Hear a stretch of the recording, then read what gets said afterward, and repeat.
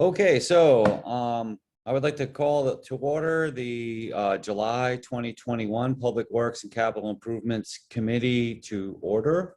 I think I just said that twice. Present are all three members of the committee, Alderwoman Gould, Alderman Wilson, and Alderman DeLucia, as our Director of Public Works, Patrick McLaughlin, and City Engineer Brian Long. Tara, our recording secretary as well. Thank you all. Approval of minutes. We all got draft copies of the minutes about a week after our last meeting. I'll entertain a motion to adopt those minutes. So moved. Second. I moved in second, moved by Alderman Wilson, seconded by Alderwoman Gould. Any corrections, additions, deletions, or other comments on our discussion on the minutes? I didn't see anything that needed to be changed. All right, so I guess we'll do this by roll call. So all those in favor, Alderman Wilson? Aye. Alderwoman Gould? Yes. And the chair votes yes. Minutes unanimously adopted. Thank you very much. And just for the record, that was for our June 2021 meeting. All right, next up on our agenda, item number 3, citizen comment. Are there any citizens present in the meeting that would like to make a comment to the committee today?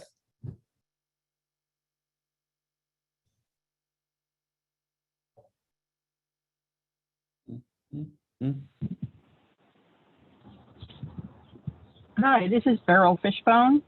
Hi, Beryl. I'm so glad that you were able to make the meeting. We are under citizen comment. Would you like to comment to the committee? Well, I think I've communicated with everybody what the issue is on Bliss Place. And I'm just here to listen and hopefully, you know, get some hints as to what we can do and how quickly it can be done.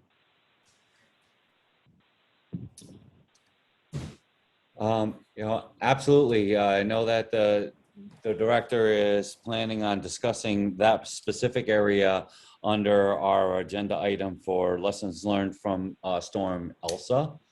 Is that correct, Mr. McLaughlin? Yeah. So yeah, so I'm sure we will be having a detailed discussion about that. Okay, great. I'm looking forward to it. Thank you. You're welcome. Are there any other members of the community that would like to make a comment to the committee today?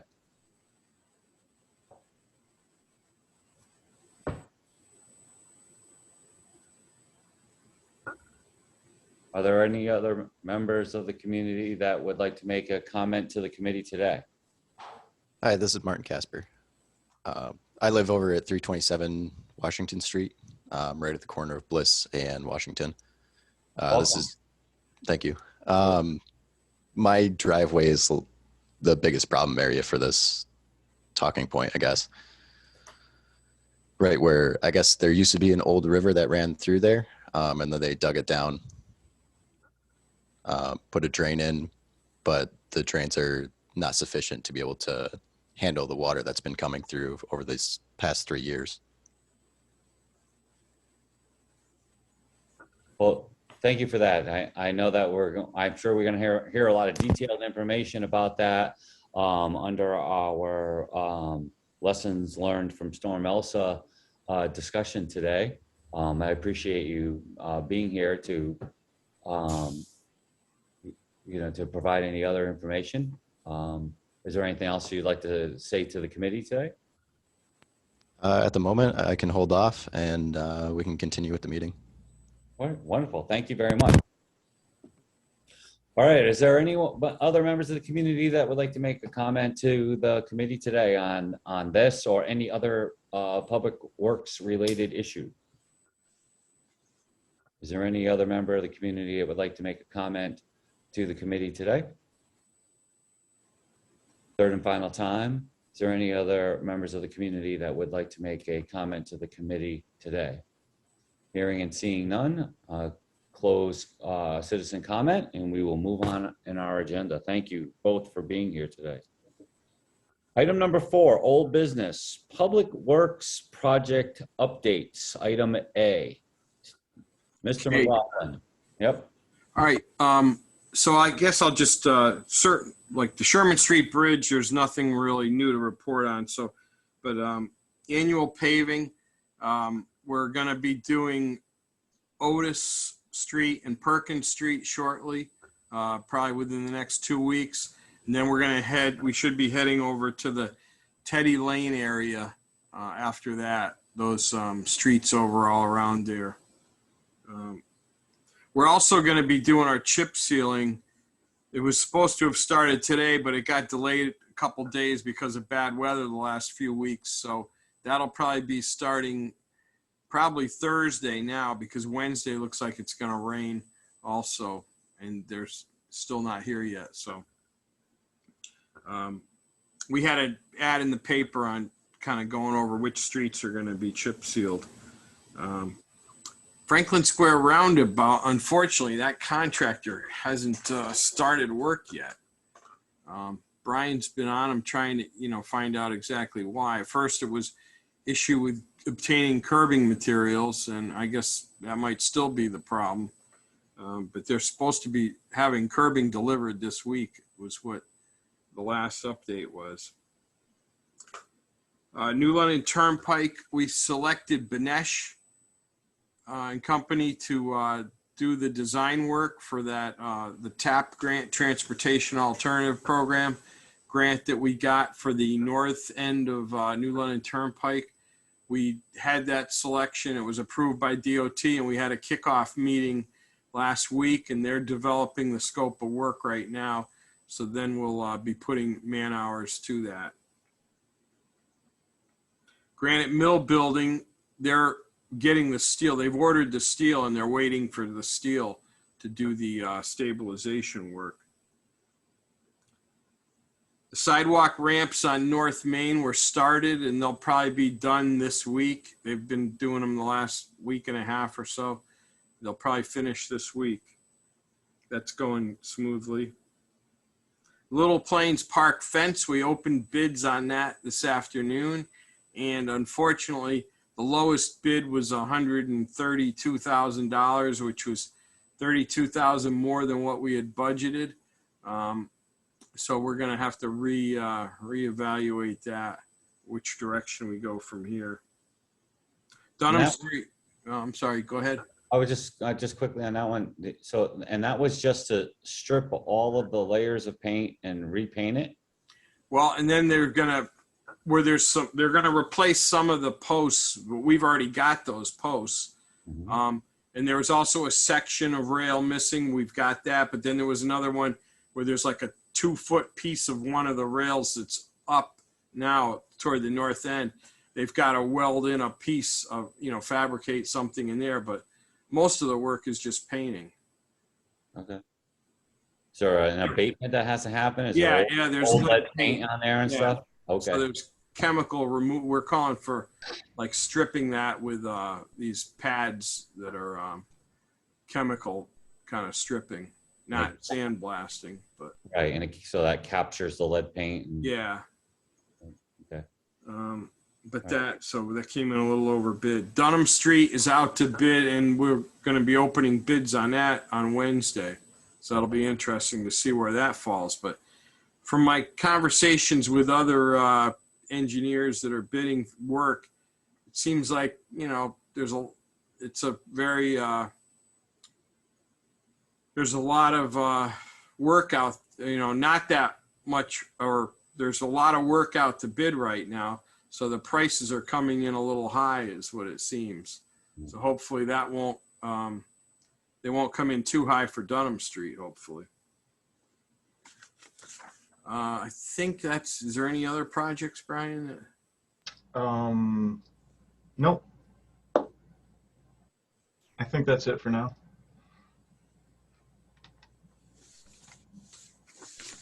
Okay. Any questions from the committee?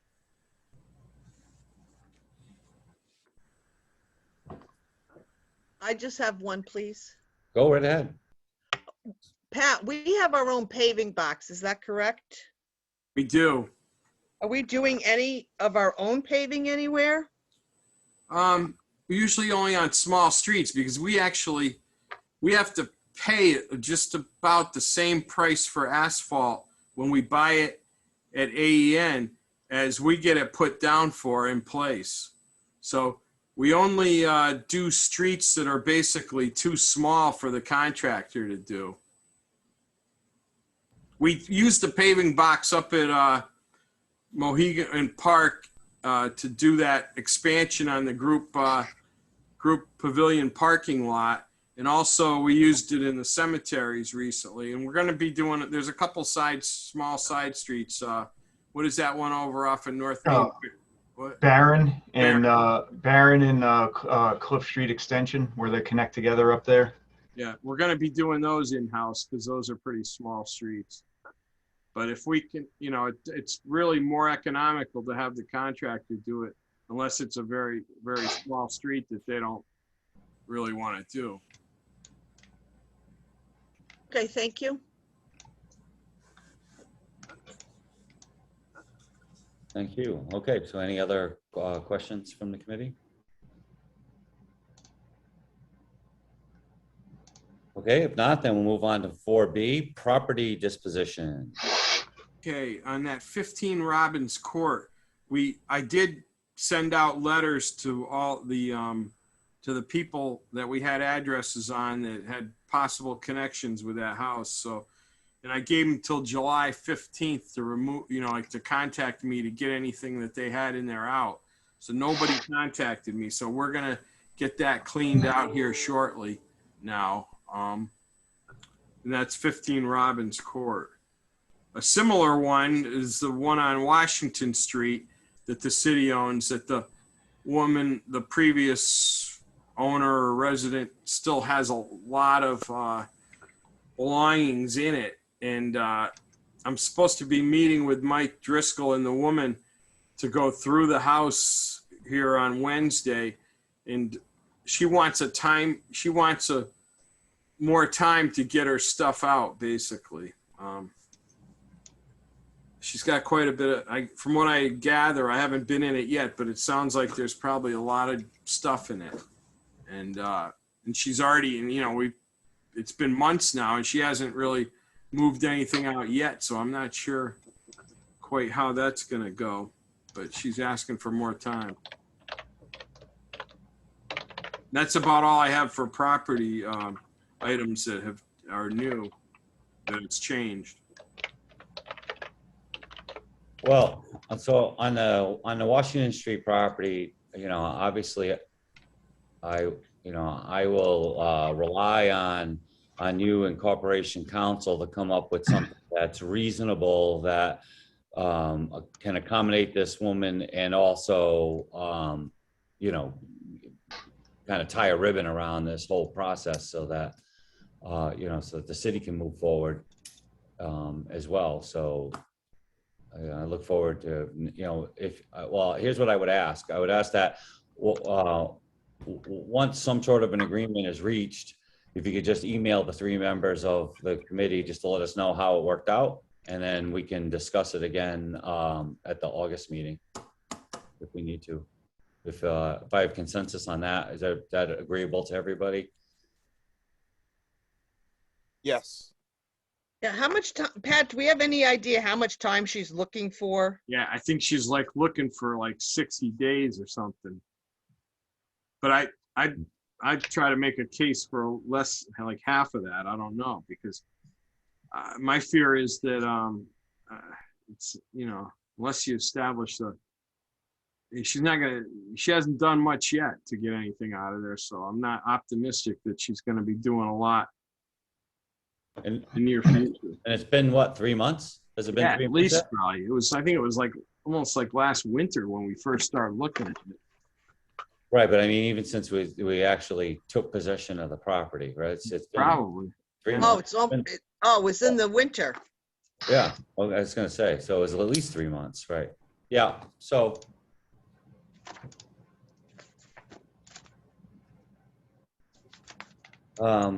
Yeah, Yeah, I mean, just from off the cuff, I agree with you, you know, Pat, that, um,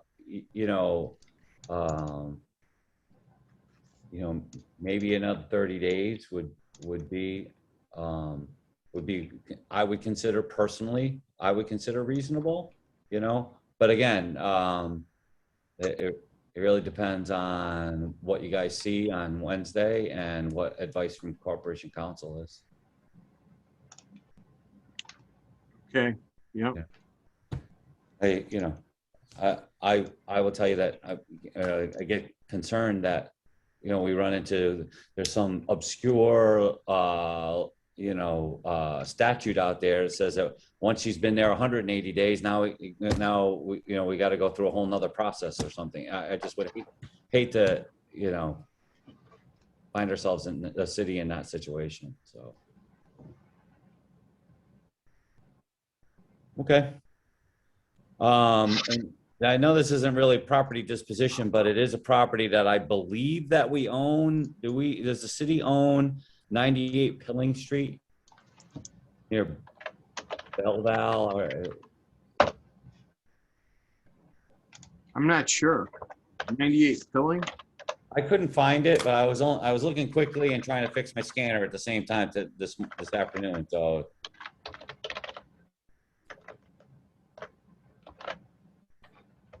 You looking it up, Brian? I'm trying to.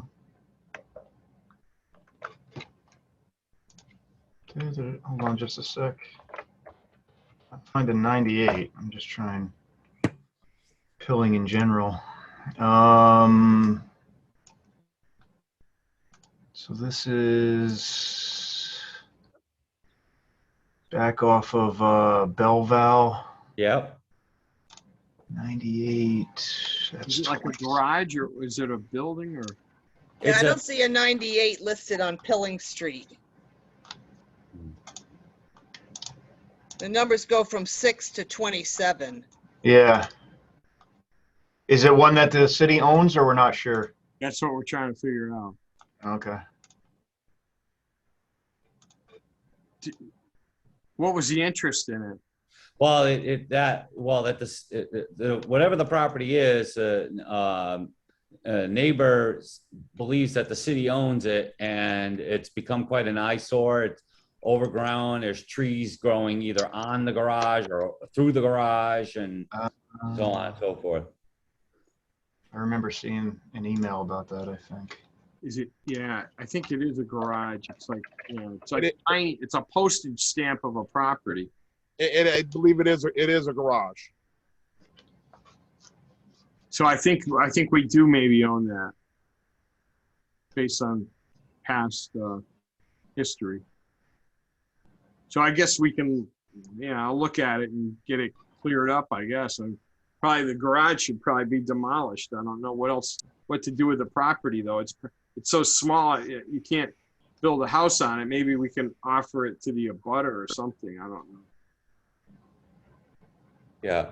So I just emailed you from my personal email, the email that I received that has a snapshot of it from a street view, and it says 98 Pilling, but that's, you know, obviously using some software that I don't know how it assigned a number. Okay, we'll look into it. Yeah, that's all I ask is take a look at it, and if it needs to be cleaned up and it does belong to the city, let's do that. And if we can find a way to get rid of it, even better.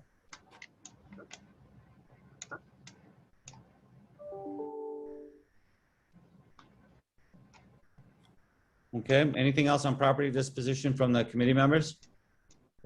Ooh. Who's going to be cleaning out Robbins Court? Is that going to be Public Works, or are we going to need someone else to? No, I think we can do that. Okay. We were kind of getting plans together to do that back before we had to put a hold on it to allow the people some time to get their stuff out, which they didn't bother to take advantage of. So we'll get a dumpster, and one at a time and get everything out of there. Okay. Anything else from the members? Nope, all set. So the address on that, Joe, is 5 Belleville Street, that garage. Okay, well, City of Norwich, acquired, in 2014. Okay.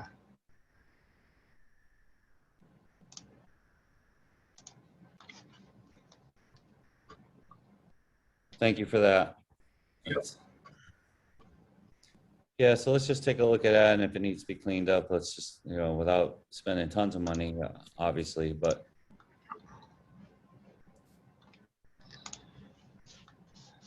Okay. So make sure the structure is secure and so on. Okay.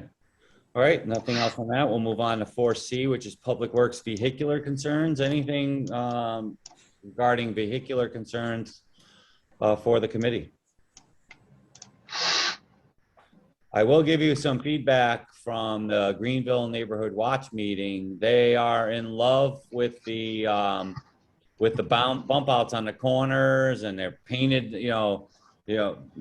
painted up. A whole project involving the art students and so on, and a multicultural flavor to it. I mean, they were just absolutely in love with the way that looks.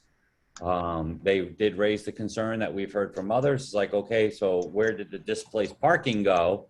And before I could even get the words out of my mouth, somebody else piped up and said, well, no, they're not supposed to be parking that close to the corner anyway. And it's like, there you go. Thank you.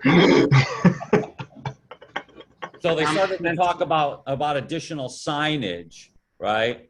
And I said, well, one thing about painting the bump outs is that it reduces the need for signage. But the question was asked if now the next phase is to look at all of the signage, right, and say, okay, does it match with what we're trying to accomplish in the Greenville section? And that's the feedback I can give you. Other than the positive feedback, that was the only question that the Neighborhood Watch folks in that area had. And just to kind of like piggyback on it, I think one thing several people have asked is, will there be additional pump outs in other areas? And I said, part of the conversation, as Alderman DeLucia has said, is the piece of hopefully this changes people's perception of where to park. So some of those other streets where they're having a hard time with seeing oncoming traffic, it helps.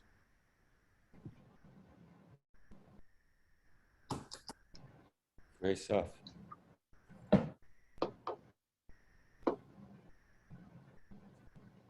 Anybody else have anything to add on that topic? No? Okay, great. All right, then moving on to new business. Item A, lessons learned from Storm Elsa. I know, I was just going to say, I know that obviously Bliss Place had just another episode of an ongoing challenge with stormwater, and we can certainly or spend some time talking about that. But I just don't want us to forget about all the other lessons that you feel like you might have learned from Storm Elsa. So take it away.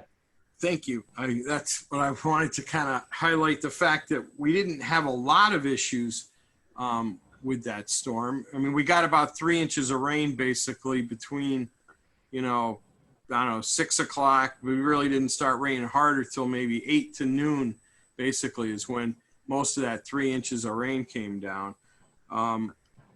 So we had done some pipe cleanings beforehand in the last, like May and June. We had hired a contractor to jet out some of these pipes that we knew were problematic in the past. I guess the most blatant example is probably down on Terminal Way, right? Brian, maybe you want to fill it. Brian was involved with more of the hands-on with these pipe cleanings than I was, so it's probably better if he kind of goes through the couple different areas that we did. Yeah, we had Green Mountain Pipe come down, and they did a bunch of pipes that we had set aside in just to get more bang for our buck and get them all jetted out at the same time, as much as possible. And one of them that was really problematic was the Terminal Way off of Shipping Street down there. That it basically is the collection point for the entire Thamesville area, up through Dunham Street and further upstream all the way up to 82 even. So what we found out when we had them come down to jet out the pipe that goes out to the river was that there was some sort of separation or break in the pipe where there was a blockage, and it turned out to be an old railroad spur crossing where the pipe had some had a makeshift bridge built over the top of it. And we were able to, after a couple attempts, get our guys in there and actually tear out the blockage. And right now it's just 2 open sections of pipe. But during the storm, when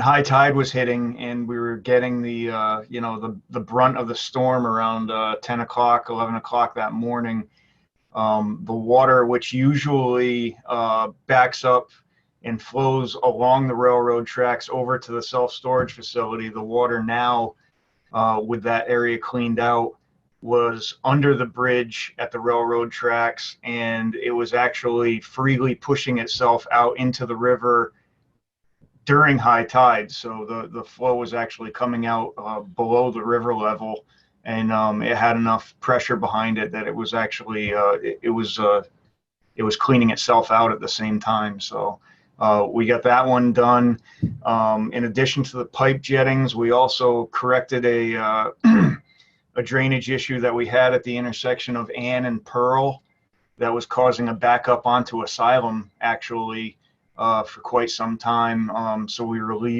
our guys put in a new section of pipe going across the intersection of Ann on Pearl Street, and that allowed that system to drain out more freely and resolve some of the flooding that was up on Asylum Street between Ann and what's the next street up?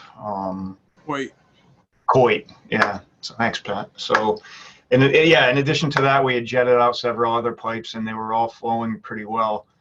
There's one on the side of the Jiffy Lube that collects all of the drainage from Johnson Place and Maple back there, and that one, instead of flooding the property, was actually flowing freely into the DOT system down on 82. So we had a lot of good success, and those were some of the ones that we were able to hit. And not intentionally, because we didn't know the storm was coming, but the timing worked out where we were able to get those pipes cleaned out. There are a few up on Scotland Road that were pretty backed up that we jetted too. So we had a lot of success just by getting the jet truck down here and cleaning out a bunch of pipes in the last month or so. Great. So that being said, we did have some problem areas. Yeah. Bliss Place was pretty much the only problem area that got brought to our attention that day. And Brian was out there looking at it. I mean, it's a big drainage area, and I think we've got some potential to do some detention or retention up in the upper reaches of it, where there's a large pipe that comes off of Mahan Drive in the Kelly School area that we think we can design some retention up in that upper reach there to slow down, how quick some of that water gets down there to the lower part of the reach, which is Bliss Place and Rogan Terrace and that whole what's that another is it Leffingwell Place up above from Rogan Terrace? Yeah. Yep. I mean that whole area gets washed out quite frequently, all too frequently lately, it seems like. So that's what we've got in mind to try to help resolve that, to lessen that flow down there. Right. Well, and as Mr. Casper noted, I mean, that is historically a natural water course. I mean, the at the end of Leffingwell Place was, I believe, Christopher Leffingwell's chocolate mill, and it was water powered. We're talking about colonial times. So, Wow. water's going to come through there no matter what. So, Yeah. uh, So I wonder if down on, I'm looking at it Route Causeway, and I'm wondering if down on Washington Street, so how does the water get across the road, right? Because obviously it's all trying to get to the Yannick River behind the hospital, Yeah, right? it goes through the So, hospital property. Yeah. so is there a problem in that storm drain? Or do we have any combined sewer and stormwater remnants still hanging around in that part of Washington Street? I don't think we've got anything combined. What is it like? It's a 30-inch culvert that goes underneath Washington Street, basically. yeah, and it connects into a 5-foot, 60-inch culvert that runs along the hospital property and outlets to the Yantic after that. So what's causing the backup right there at the intersection of Bliss and Washington? Really, I mean, on Friday during the storm, it was the amount of water, and I don't know that even the detention projects that we're talking about during the tropical storm that we had that Friday, we're still going to get some water down through there. The pipes go from 24 to 30 inch to 36 inch, coming across Rogan Terrace and going down to Bliss through the yard where the channel used to be. And the pipes are all clean. They're in great condition. It's just a matter of the volume, the amount of water that was coming down through there. And I saw on Sachem Plains, I saw the water coming across the entire road as a sheet of water for quite a while. There was a project done back in 2006 that I figured out in looking into all of this, that took some of the Ox Hill drainage off of the top of the drainage basin and actually brings it down Ox Hill over towards Canterbury Turnpike now, as opposed to where it used to connect in and come down past the Kelly Middle School property. The areas that I saw at the top of the drainage basin just below the Kelly Middle School property, it's city property, and there's some wide open expanses where we could do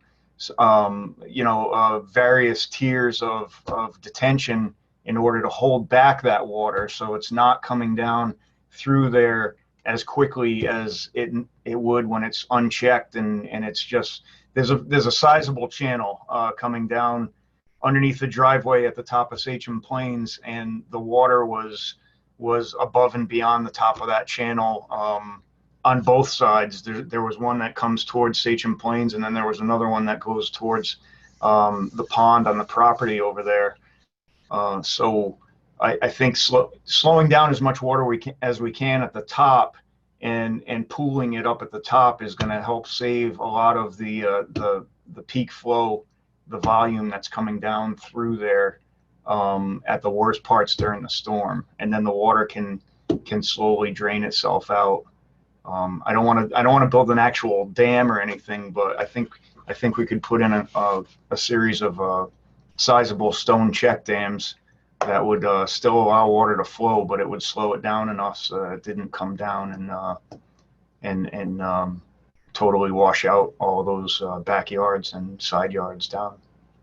Well, conceptually, I get what you're saying, and I would agree with you, although you are far more adept at this than I am. But I will tell you, well, and you guys, I think you guys all know, I work at Norwich Tech now, and so there is a water course that goes along the left-hand side of the skate park coming down off of the hill, right? Yep.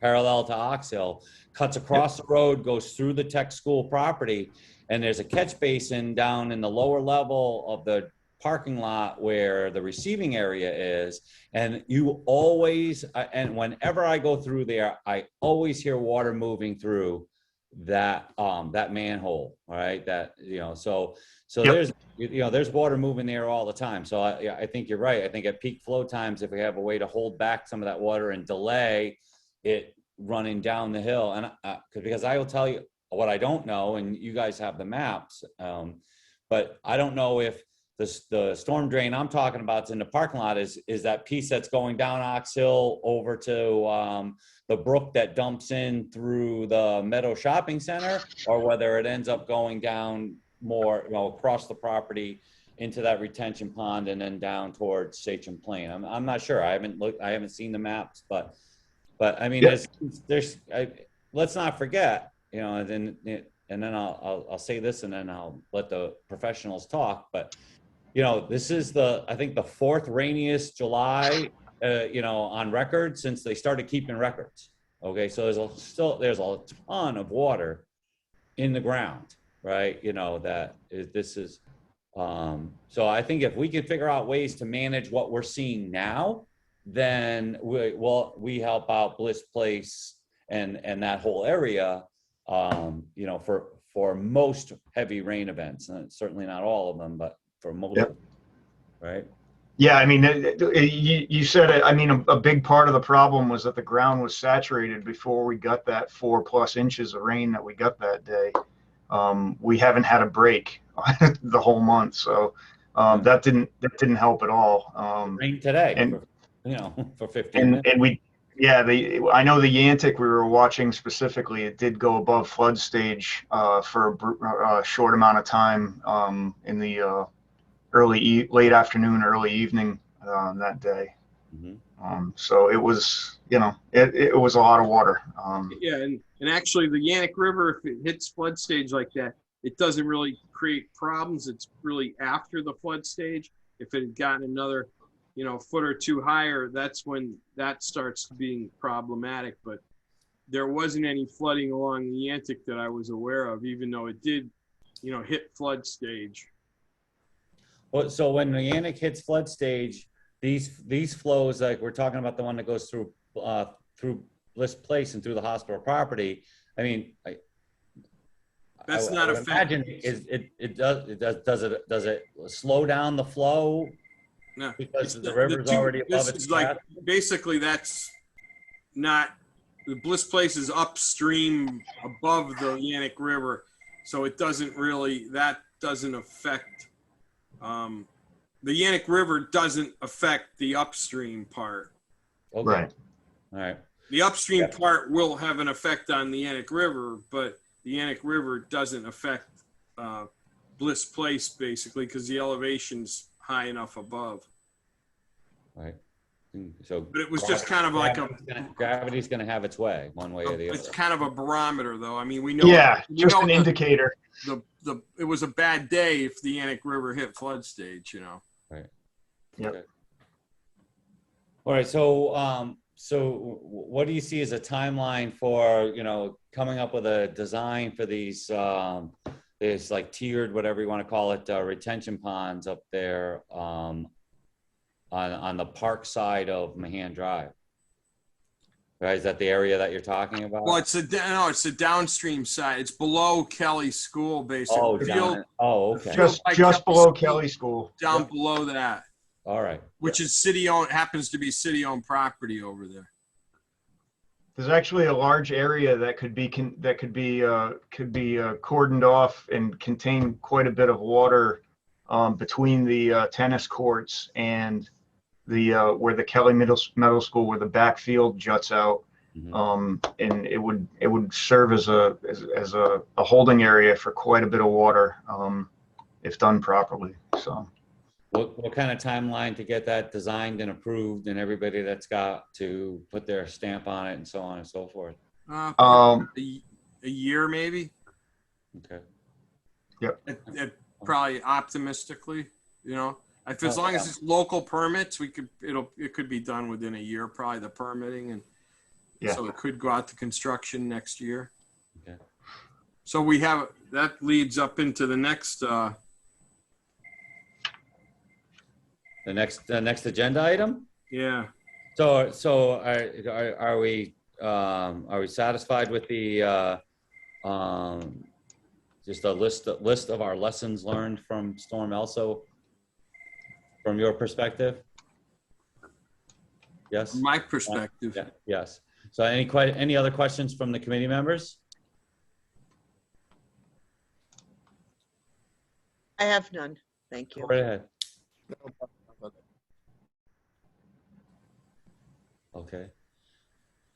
All right, and I know this is uncustomary, but we're a little informal here. Mr. Casper or Beryl, anything else that you would like to either share with the committee with regard to Bliss Place particular?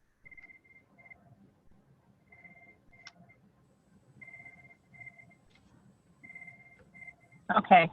Sorry, I had to unmute. No, it sounds pretty good. We'll even go till 2023 if it takes that long. Just so long as we're not forgotten. Right. Although it would be really, really nice if we could. I know it's not a fix to the problem, but it would really help if that 15-inch little drain was switched out for the larger 22-inch. Yeah. And is there anything now that I'm just not sure that the pipe that comes from there is, you're saying it's a 30-inch pipe under there? I don't think it's that big. Under where? No, Which one I are know which one are you talking about? The one on it's in the grass by the side of the driveway where it all comes together on Bliss Place. There's one 15-inch drain. Yep. Where the old culvert used to be. That's next to the driveway. It's not in the street. It's in the driveway, or right next to the driveway. And that's the side where all the water pools before it gets to go over the street and gets to the big culvert drain. The side where that 15-inch round drain is also had the big open culvert, and that pipe that goes into, I would be really surprised if it's anything close to 30 inches. It's a very small pipe. Well, that Okay, might be feeding into the bigger pipe. I don't know. Yeah, there are individual pipes from catch basins on Bliss Place that have 12-inch pipes, and they feed into a manhole in the middle of the road where the 30-inch comes down along the side of the house. So the 30-inch comes from Rogan Terrace, and it comes down along the side of the house to a manhole. The other catch basins tie into those manholes with smaller pipes. So that might be what you're seeing, is the smaller pipes. No, we've got the two manholes are in the middle of the street. Yes. We know where those are. Yeah. Yep. Well, that's what the 30-inch pipe is. This is it's only a 15-inch Yeah. little So drain. anything you can see through a catch basin grate or looking down into the catch basins is going to be either a 12-inch concrete or 15-inch. There is one catch basin there, and this is old mapping, but the one catch basin may have a smaller pipe in there, and that could be something that might be able to be upgraded to get that catch basin to drain out faster into the system where the 30-inch is. But the 30-inch main pipe, the 30-inch main pipe that goes through the bottom of Bliss Place is all through manholes. There's one catch basin out at no, that's a manhole too. The manhole out on Washington Street is the other one. So No. I can, No, yeah, no. we can absolutely look at that one catch basin that might have a smaller pipe in it. If you think that's part of the problem, then, because there's going to be a lot of water coming down through there right now, regardless, but that one catch basin, which is probably at the low point on Bliss Place, could possibly drain faster if there was a larger pipe in there, but I'll look into that. Yeah. there's a little flag by it now. We put a Okay. little pole Yep. so that you can find it in the lawn. Okay. And that would be really helpful if we could just get a bigger drain over there. Yep. I mean, that'll help. That'll help to some extent. It wouldn't have helped Friday very much probably, but it's definitely something that we can look into as far as improving that situation. Okay, great. Thank you very much. You guys have been wonderful. Thank you. Okay. One last note on that, on this topic. Beryl and one of her neighbors showed up to public safety with a number of photos from a couple of really serious events, I should say, water events there in the street. And I attempted to scan them so that I could just email them all to you. I don't know what's going on with the scanner. I'll diagnose that at a later date, but I will drop all of those photos off over at Public Works so that Tara can put them they'll be in there with the minutes from this meeting. Oh, that'll be great. Thank you. You got it. You're welcome. Okay. All right. Have a good evening. Thank you. You too. Thanks. All right, so moving on to item 5B, American Recovery Plan projects. We saw the presentation from by the city manager at our last council meeting. I wrote down the list of the major projects that he is proposing. I would love to hear what you guys have to say about the projects and what projects you think that the council should get behind. Okay, so the two of the projects that he highlighted that last 2 weeks ago were kind of involved Public Works. One of them was the Heritage Park, upgrades there for 2.1 million. We're involved with that one. And we were also involved with the water line extension up on Browning Road for $800,000. So those are basically the two from that first list that was the city manager went over that we are, involved with and knowledgeable about. But then, so last week I met with the city manager to discuss other possible projects, for that remaining $5 million.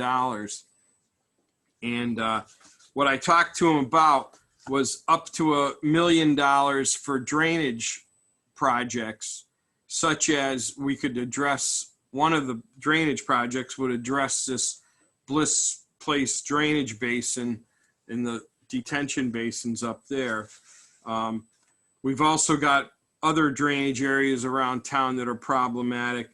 Up off of Hunter's Road, the two side streets, Tatro and Ballou Ave. We have problems with icing up there in the winter because there is no drainage, storm drainage systems on those two side streets. And that hillside is very wet. And we get icing problems in the winter because people are pumping out their basements and the water just gets it to the road and just creates icing problems. Also, we've got a Huntington Avenue culvert, the lower part of Plain Hill Road here, which is called Huntington Ave. We've had problems with that culvert. It's a little bit undersized there. And I think if we increase, we've had flooding over there probably 3 times in the 10 years that I've been here. It didn't flood this past storm, but it has been subject to some flooding in the past. And I know the guy who was on the news there back about 5 years ago. It was a July thunderstorms where it just got inundated.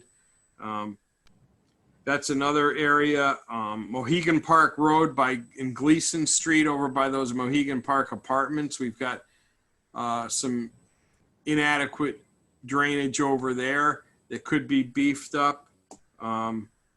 Shipping Street, Terminal Way, we may have solved that issue with the cleaning of the pipes, but that's just been another problematic drainage area, and and also the Boswell Ave, Regis Ave kind of area has been prone to drainage issues. So I think so the city manager is pretty supportive of spending up to $1 million on drainage projects, because that is one of the things that's specifically listed in that the ARP funding guidelines. Water systems, sanitary sewer systems, but also storm drainage systems are things that can be included in that funding. So I think I've got his support for like up to $1 million on drainage projects. That we're still kind of trying to fine tune exactly how to best spend that money with some of those projects I just mentioned. Additionally, Ask us quick question. Yeah. So on that, the million, is that just for this fiscal year, or are you looking over the course of the ARP funding to spend $1 million on drainage projects? well, it's this initial funding period, the $5 million that he's got that wasn't potentially allocated yet. Okay, good. Only reason I'm asking because I know there's the second installment of money, that will come, of course, next fiscal year. So I didn't know if it was something where you were looking to spread this out over a 2-year period, or is it spend $1 million this year on drainage project? Well, that I don't think that's been determined yet. Okay, that's what I'm trying to understand. Yeah, it could be. I just presented him with these, kind of potential ideas last week, and Okay. so that'll probably shake out whether he wants to kind of break it up and do it some in the first round, some in the second round. Okay. My question is that, and I know it's not a piece of legislation yet because it's, they're doing their thing down there in DC, but if this infrastructure legislation goes through the U.S. Congress and is signed by the president, are local projects like this part of the target for that? Or and if we don't know yet, that's okay. But that's the first thing that makes me wonder, or whether those would be large scale, like highway projects or what the case may be.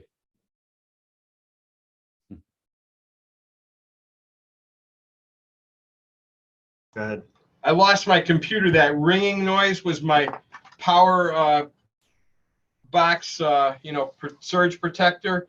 Yeah. So I had to shut it off. I couldn't deal with that noise. So I came over and joined Brian. So I missed the last 30 seconds here.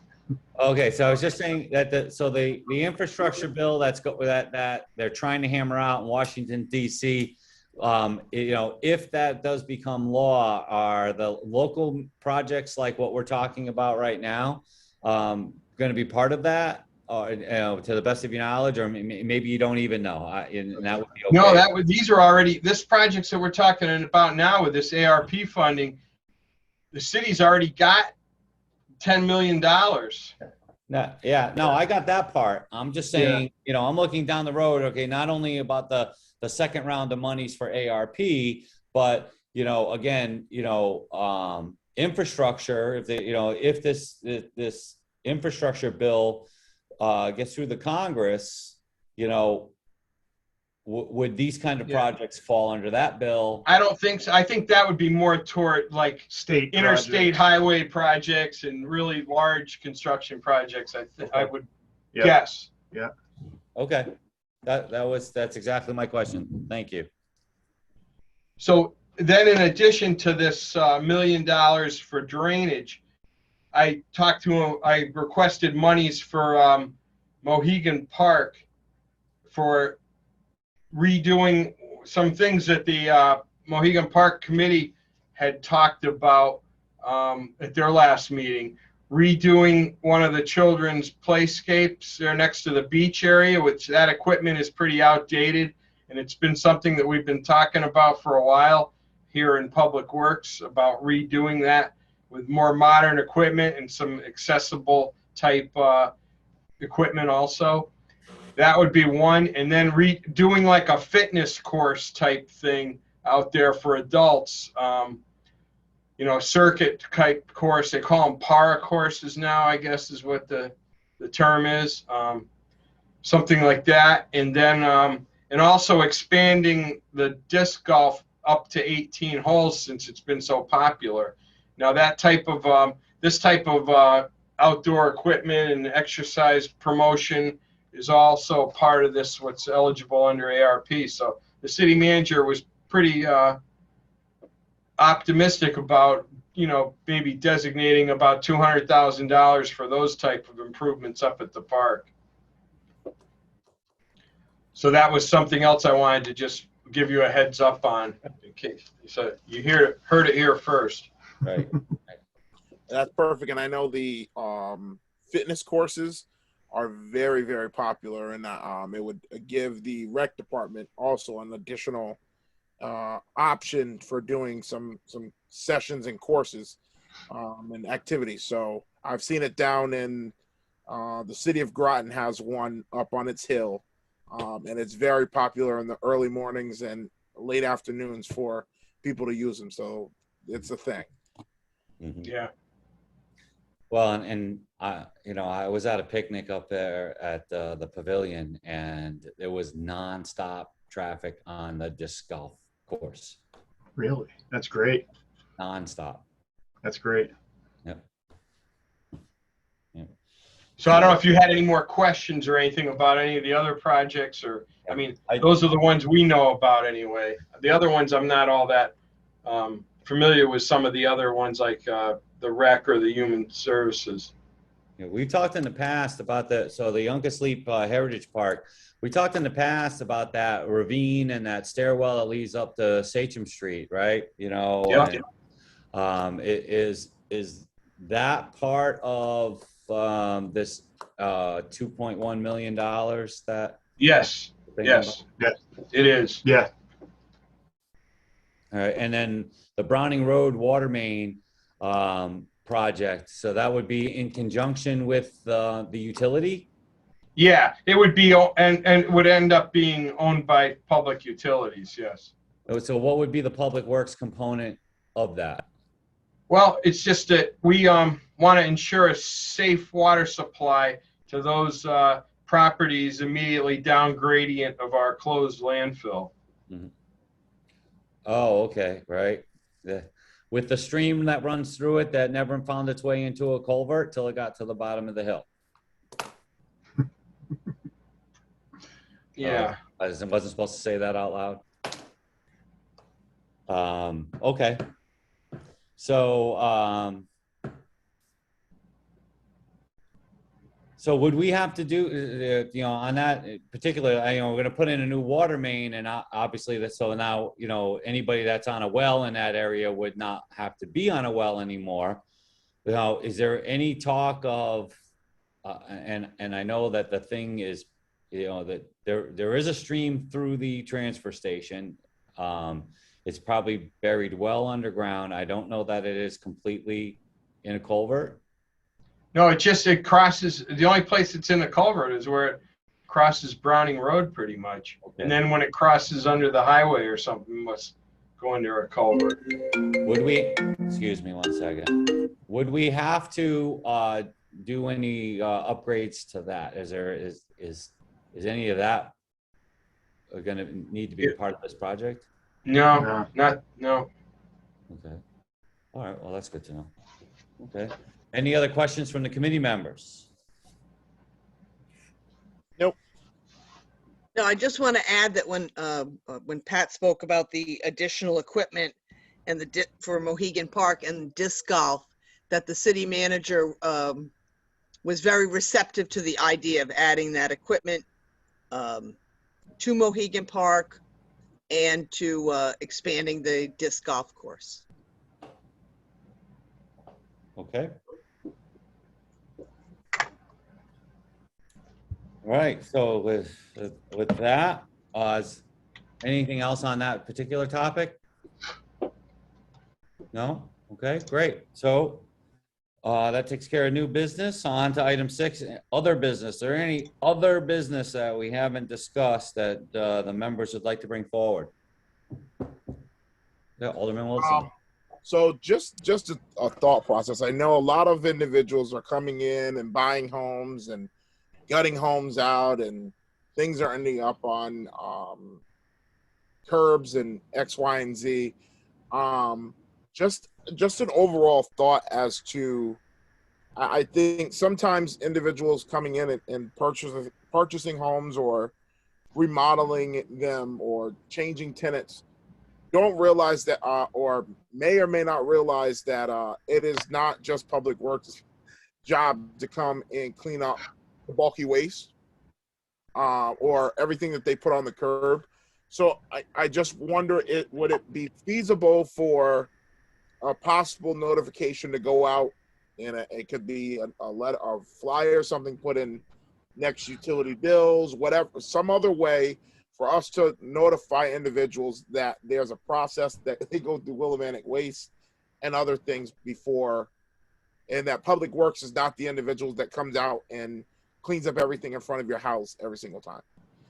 Because that is becoming a concern as more and more individuals are coming in and buying homes and not realizing that they just can't leave everything out on the front of the house.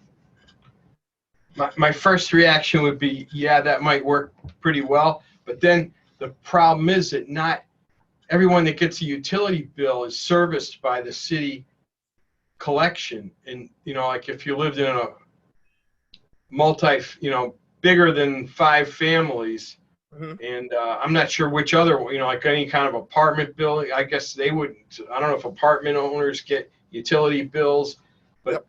The utility bills might go out to more people than would be serviced by the city contract with Willimantic Waste. So it might create some confusion there too.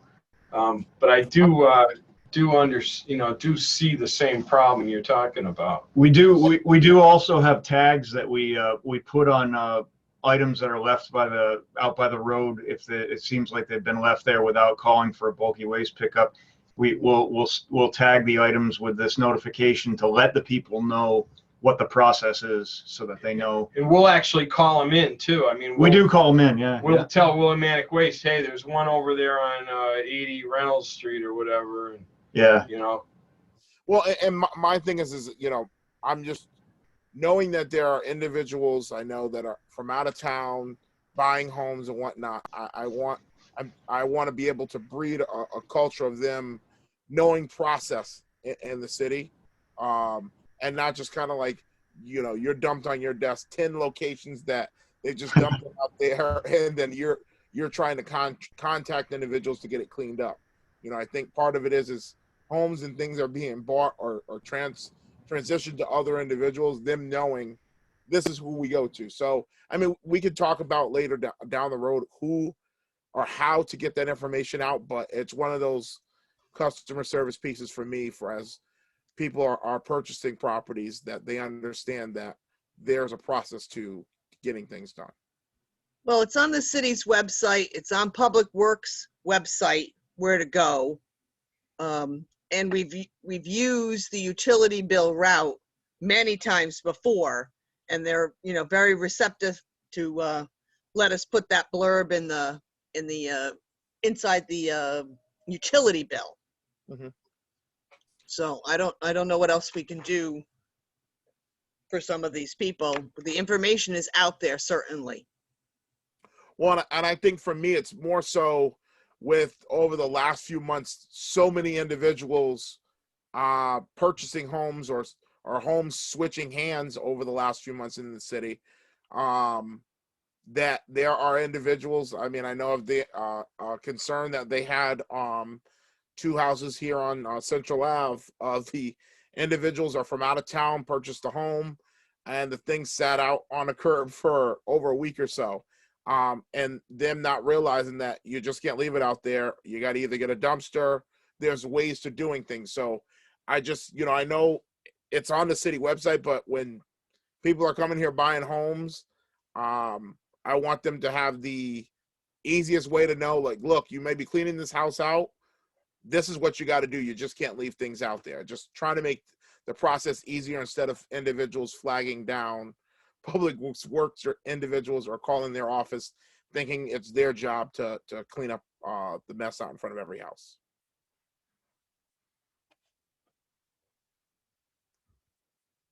Okay. All right, well, good point. Any other items under other business? No? All right, well then I'll entertain a motion to adjourn. So moved. Second, And seconded by Alderwoman Gould. Thank you very much. All those in favor? Aye. aye. Aye, we are adjourned. It is 5:05 PM. Thank you, everybody, for your help and your input today. And the rest of you, I will see in a couple hours. All right. Thanks, everybody. Have a good day.